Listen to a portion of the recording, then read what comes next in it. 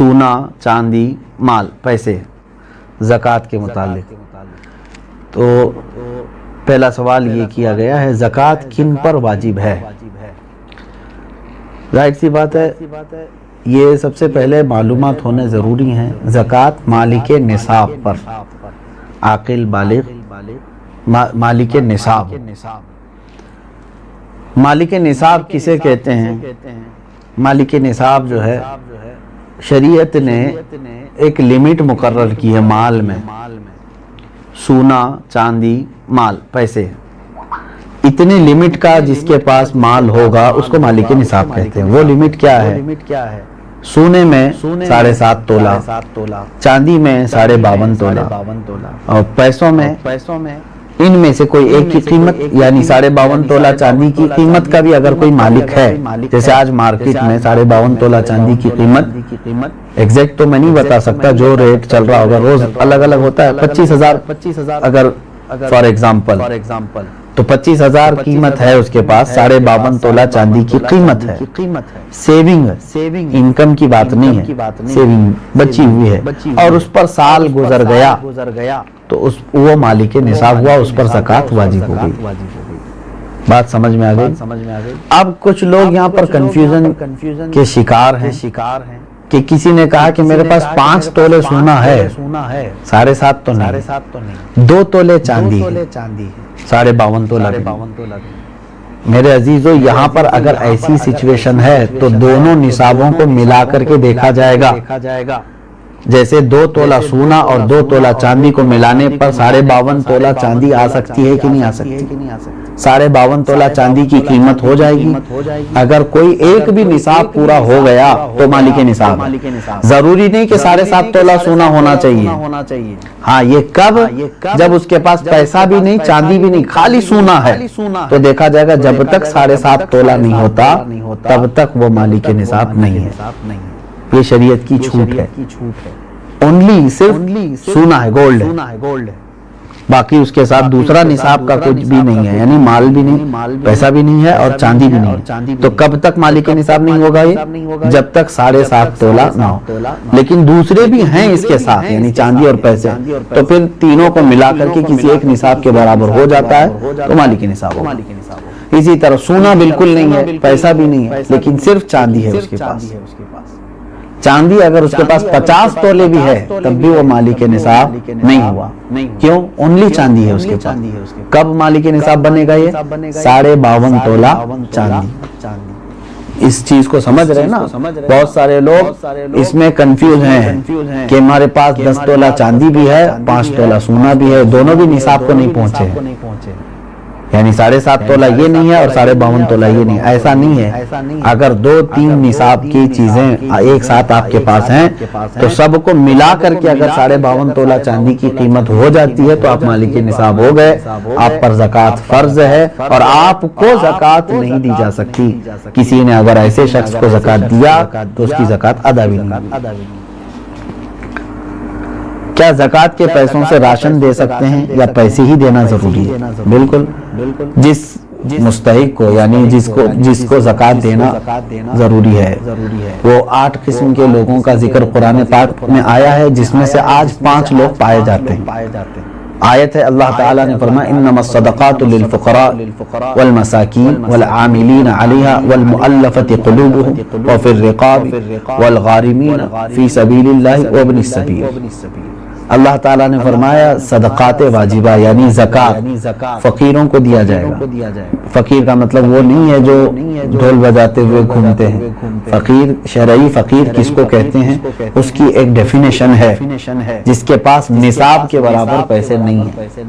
یعنی جو نصاب ابھی میں نے بتایا نا، جو لمٹ شریعت نے مالک نصاب ہونے کی بتایا، اس لمٹ کے برابر اس کے پاس پیسے نہیں ہیں تو وہ شریعت میں فقیر ہے. اس سے بھی کم درجے کا، یعنی کھانے پینے کی بھی اس کے پاس دقتیں ہیں، وہ مسکین ہے. فقیر کو دیا جائے گا، مسکین کو. اور عامل جو ہے وہ بادشاہ کی طرف سے وصول کرنے کے لیے آتے تھے، لیکن اب وہ نہیں ہے، ان کا بھی ذکر اس آیت میں ہے، وہ نہیں ہے. والمؤلفۃ قلوبہم، پہلے ایسا تھا کہ کفار و مشرکین کو بھی ان کا دل رکھنے کے لیے اسلام کی طرف رغبت ان کو بڑھانے کے لیے زکوٰۃ دی جاتی تھی، لیکن وہ حکم اب ختم ہو گیا، منسوخ ہو گیا، یہ بھی اس آیت سے نکل گئے. وہ پھر رقاب، اور گردن آزاد کرنے کے لیے، یعنی کوئی غلامی کی زنجیروں میں جکڑا ہوا ہے، آپ زکوٰۃ کا مال دے کر کے اس غلام کو آزاد کرا سکتے تھے، لیکن اب غلامی کا دور بھی نہیں. یہ تین تو اس میں سے نکل گئے. پہلے دو میں نے بتایا، فقیر، مسکین، وہ ہیں. اب آگے سنیے، والغارمین، اب یہاں آیت میں ہے جو قرض میں ڈوبا ہوا آدمی ہے اس کو بھی زکوٰۃ دے سکتے ہو آپ، یعنی وہ مالک نصاب نہیں ہے اور لوگوں کے قرض لیا ہوا ہے اور پریشان حال ہے، تو اس کو زکوٰۃ دو تاکہ وہ قرض کے بوجھ سے نکل جائے.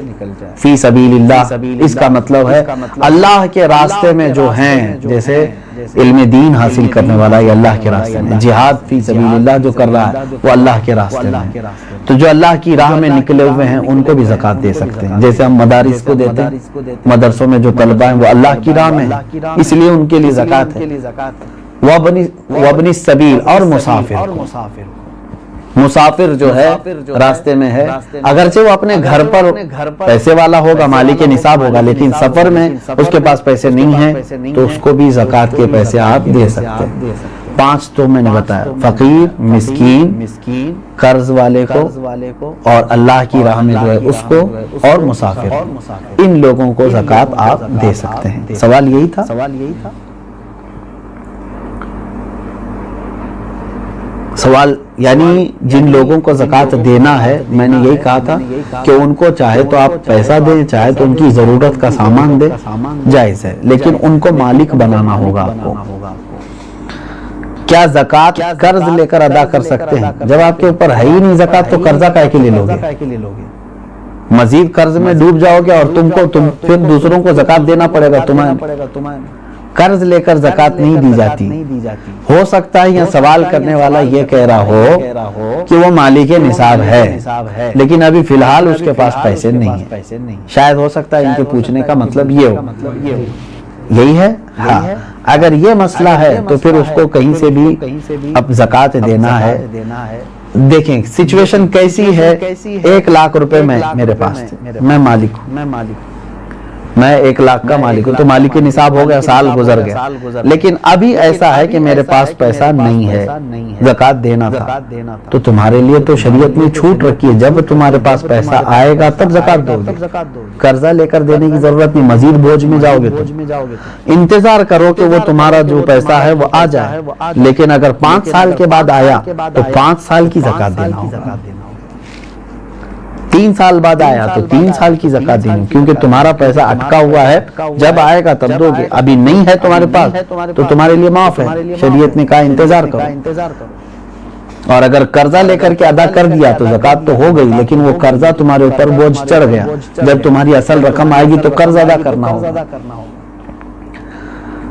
سوال یہ ہے کیا جائیداد پر بھی زکوٰۃ ہوتی ہے؟ بالکل، یعنی جائیداد کا مطلب اگر آپ یہ سمجھ رہے ہو کہ بہت سارے لوگ زمینیں جو ہے لے کر کے انویسٹ کرتے ہیں اور بعد میں بیچنا چاہتے ہیں، تو یہ مال تجارت ہوا، اس پر بھی زکوٰۃ ہے. تجارت کا جو مال ہے اس پر بھی زکوٰۃ ہے. لیکن جائیداد کا مطلب اگر آپ یہ سمجھ رہے ہیں کہ آپ جس گھر میں رہ رہے ہیں یا گھر بنانے کے لیے کوئی جگہ لیے ہیں اس پر زکوٰۃ نہیں. ایسی جائیداد جو آپ ضرورت کے لیے لیے ہوں، وہ چاہے کروڑوں کی کیوں نہ ہو، اس پر زکوٰۃ نہیں. یہ حاجت اصلیہ میں سے، ضرورت میں سے. ہاں، اگر کوئی ایک تھوڑی سی ایک ٹکڑا زمین کا ہی آپ نے اس لیے لیا کہ آج اس کی قیمت 10 لاکھ ہے، میں رکھوں گا، چند دنوں کے بعد 20 لاکھ ہو جائے گی، میں بیچوں گا، تو آپ اس میں تجارت کر رہے ہیں نا. تو تجارت کی نیت ہوئی آپ کی، تو اس زمین پر بھی زکوٰۃ ہے.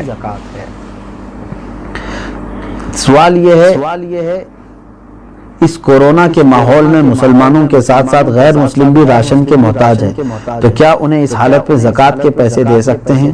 زکوٰۃ یہ شریعت کا حق ہے. زکوٰۃ یہ شریعت کا حق ہے، یعنی اللہ تبارک و تعالیٰ نے مسلمانوں پر فرض کیا ہے، زکوٰۃ صرف صاحب اسلام کو، مسلمان کو ہی دی جا سکتی ہے۔ ہاں مدد کی بات جہاں تک ہے، غیر مسلم ہیں ان کی بھی آپ مدد کر سکتے ہیں مخلوق خدا ہونے کی حیثیت سے۔ اگر ان میں سے کوئی محتاج ہے آپ مدد کریں، لیکن زکوٰۃ کے پیسوں سے نہیں، دوسری اماؤنٹ سے آپ ان کی مدد کر سکتے ہیں۔